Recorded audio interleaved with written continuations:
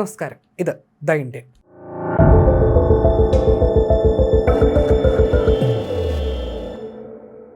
India തദ്ദേശീയമായി വികസിപ്പിച്ച ലഘു യുദ്ധവിമാനമായ LCA തേജസ് പദ്ധതിക്ക് ചരിത്ര നേട്ടം കൈവരിക്കാൻ ഇനി അധിക ദൂരമില്ല.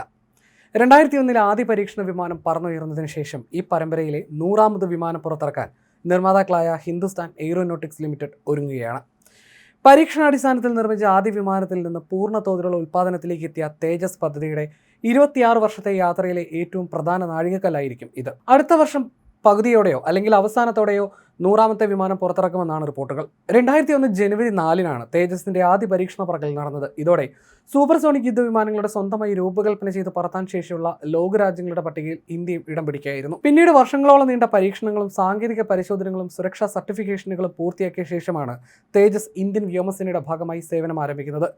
തുടക്കത്തിലെ 2 പരീക്ഷണ മോഡലുകൾ, അതായത് TD1, TD2 ശേഷം പ്രോട്ടോടൈപ്പ് വെഹിക്കിൾ ഘട്ടത്തിലൂടെ 6 വിമാനങ്ങൾ നിർമ്മിച്ചു. വിമാനത്തിന്റെ പ്രവർത്തനശേഷി, ആയുധശേഷി, സുരക്ഷ എന്നിവ ഉറപ്പാക്കാൻ ഇവ സഹായകരമായി. തുടർന്ന് ലിമിറ്റഡ് സീരീസ് പ്രൊഡക്ഷൻ ഘട്ടത്തിൽ 8 വിമാനങ്ങൾ കൂടി നിർമ്മിച്ച് രൂപകൽപ്പന കൂടുതൽ നവീകരിച്ചു.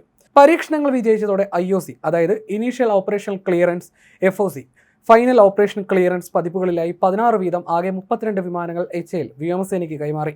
പറക്കുന്നതിനിടെ ഇന്ധനം നിറയ്ക്കാനുള്ള സൗകര്യം ഉൾപ്പെടെയുള്ള അത്യാധുനിക സവിശേഷതകൾ ഉൾപ്പെടുത്തിയായിരുന്നു FOC വിമാനങ്ങൾ. 2027-2028 സാമ്പത്തിക വർഷത്തിൽ പ്രതിവർഷം 30 തേജസ് വിമാനങ്ങൾ വീതം നിർമ്മിക്കാനാണ് ലക്ഷ്യം. മെച്ചപ്പെട്ട റഡാർ, ആധുനിക ഇലക്ട്രോണിക് യുദ്ധ സംവിധാനങ്ങൾ, കൂടുതൽ ആയുധശേഷിയും ഇതിന്റെ ഭാഗമാകും. അത്യാധുനിക റഡാറുകളും ഇലക്ട്രോണിക് യുദ്ധ സംവിധാനങ്ങളും ഉൾക്കൊള്ളിച്ച ഏറ്റവും പുതിയ തേജസ് MK1A പതിപ്പിന്റെ നിർമ്മാണമാണ് ഇപ്പോൾ അതിവേഗം പുരോഗമിക്കുന്നത്. GE എയ്റോസ്പേസിൽ നിന്നുള്ള F404 എഞ്ചിനുകളുടെ വിതരണത്തിലെ കാലതാമസം ഉൽപ്പാദനത്തെ ബാധിച്ചിരുന്നെങ്കിലും കഴിഞ്ഞ 1 വർഷത്തിനിടെ നിർമ്മാണ പ്രവർത്തനങ്ങൾക്ക് വളരെയധികം വേഗം കൈവരിച്ചിട്ടുണ്ട്. റിപ്പോർട്ടുകൾ പ്രകാരം 18 തേജസ് MK1A പരിശീലന വിമാനങ്ങൾ 10 എണ്ണം നിലവിൽ വിവിധ ഘട്ടങ്ങളിലായി നിർമ്മാണത്തിലാണ്. HAL ഫാക്ടറികളിൽ നിന്നുള്ള പുതിയ ദൃശ്യങ്ങൾ 20ഓളം വിമാനങ്ങൾ അന്തിമഘട്ടത്തിലാണെന്നും 32ാമത്തെ വിമാനം വരെയുള്ള നിർമ്മാണത്തിനുള്ള അടിസ്ഥാന സൗകര്യങ്ങൾ ഒരുങ്ങിക്കഴിഞ്ഞതായും റിപ്പോർട്ടുകൾ സൂചിപ്പിക്കുന്നു. ആവശ്യത്തിന് എഞ്ചിനുകൾ ലഭ്യമാകുന്നതോടെ വേഗത്തിൽ വിമാനങ്ങൾ കൈമാറാൻ HALന് സാധിക്കുമെന്നാണ് വിലയിരുത്തൽ. GEയിൽ നിന്നുള്ള F404 എഞ്ചിനുകളുടെ വിതരണം വർദ്ധിക്കുന്നതും HAL ഉൽപ്പാദനശേഷി വികസിപ്പിക്കുന്നതും അടുത്ത 2 സാമ്പത്തിക വർഷത്തിൽ ഉൽപ്പാദനം വലിയ തോതിൽ ഉയർത്തുമെന്നാണ് പ്രതീക്ഷിക്കുന്നത്. 2027-2028 സാമ്പത്തിക വർഷത്തിൽ പ്രതിവർഷം 30 തേജസ് വിമാനങ്ങൾ നിർമ്മിക്കുകയാണ് കമ്പനിയുടെ ലക്ഷ്യം. തേജസ് പദ്ധതിയുടെ ചരിത്രത്തിലെ ഏറ്റവും ഉയർന്ന വാർഷിക ഉൽപ്പാദന നിരക്കായിരിക്കും ഇത്. ഈ വേഗത തുടർന്നാൽ പരീക്ഷണ മാതൃകകൾ, പ്രോട്ടോടൈപ്പുകൾ, ലിമിറ്റഡ് സീരീസ് വിമാനങ്ങൾ, IOC, FOC പതിപ്പുകൾ, പുതിയ MK1A വിമാനങ്ങൾ എന്നിവയുൾപ്പെടെ നിർമ്മിച്ച ആകെ തേജസ് MK1 വിമാനങ്ങളുടെ എണ്ണം 2027-ൽ 100 കടക്കും.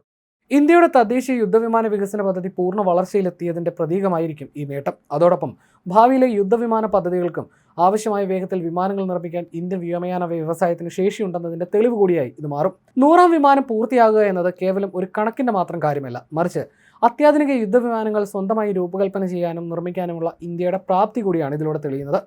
തേജസ് പദ്ധതിയിലൂടെ നേടിയെടുത്ത അനുഭവ സമ്പത്ത് ഇന്ത്യയുടെ ഭാവി പദ്ധതികളായ തേജസ് MK2, നാവികസേനയ്ക്കായിട്ടുള്ള twin engine deck based fighter, 5ാം തലമുറ സ്റ്റെൽത്ത് യുദ്ധവിമാനമായ AMCA എന്നിവയ്ക്കും വലിയ അടിത്തറയേകും.